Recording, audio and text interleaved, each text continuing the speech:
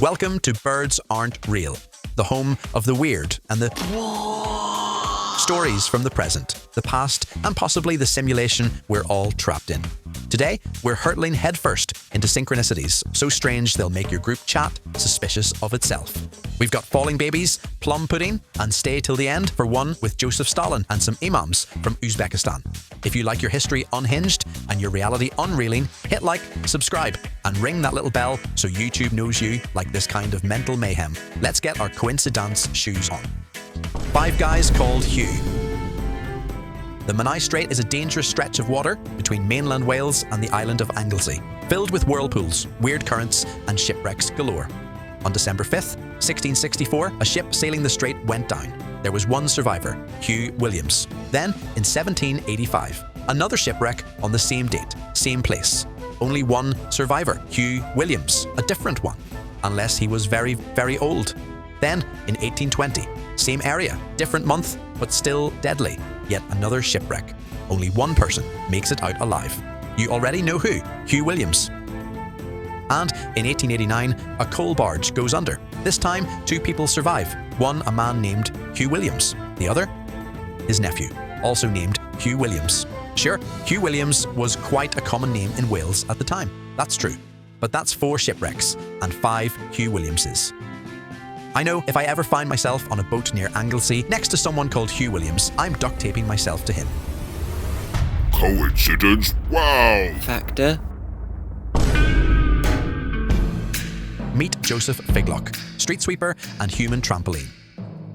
In 1937, Figlock was cleaning the streets of Detroit when, bam, a baby fell 4 stories from an open window and landed directly on him. Miraculously, both he and the toddler survived. Lucky Joseph was there.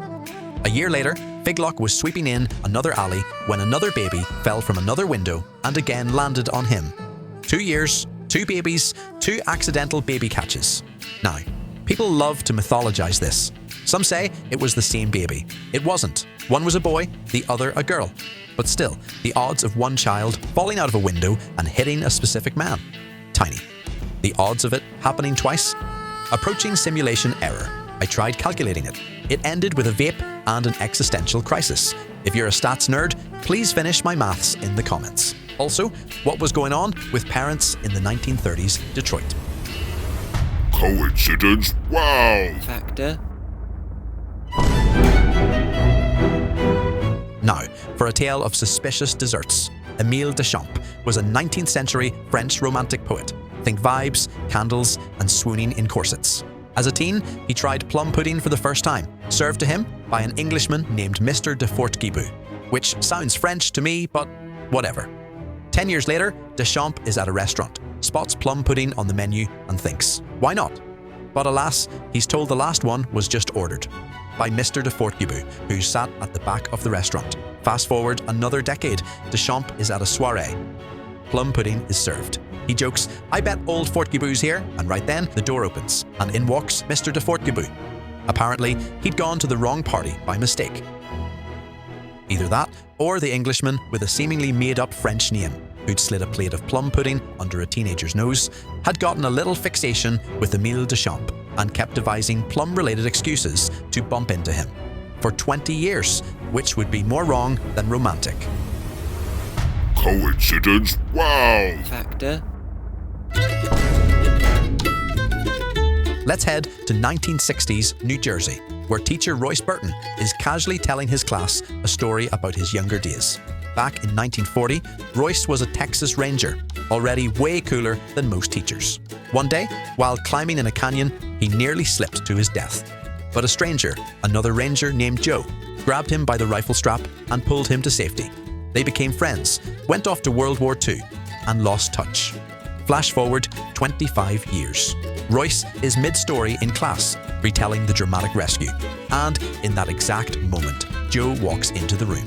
Turns out, Joe had been searching for Royce and just so happened to arrive right as he was being talked about.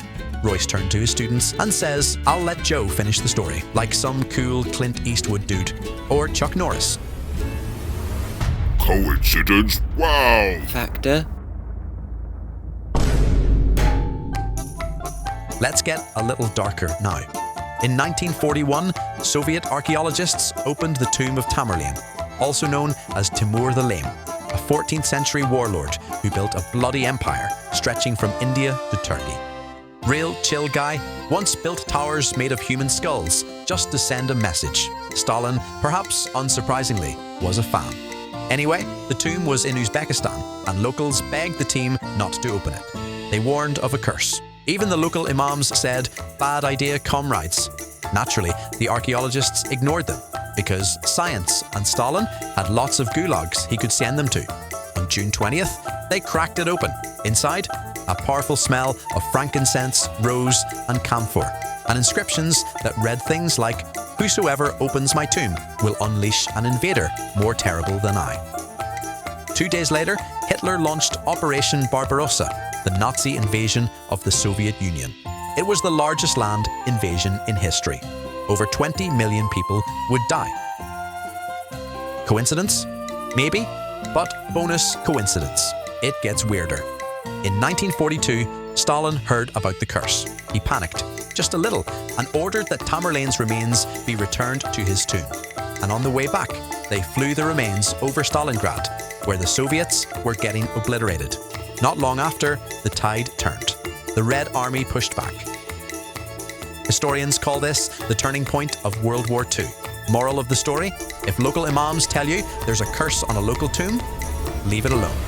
Coincidence? Wow! Factor. So what do we think? Just chance? Or are we all pawns in the world's weirdest probability prank? If you've ever had a bizarre coincidence or got saved by a mysterious Joe, drop it in the comments. Agree with my wow factors? Disagree? Want to fight me over child-catching math? Let's go.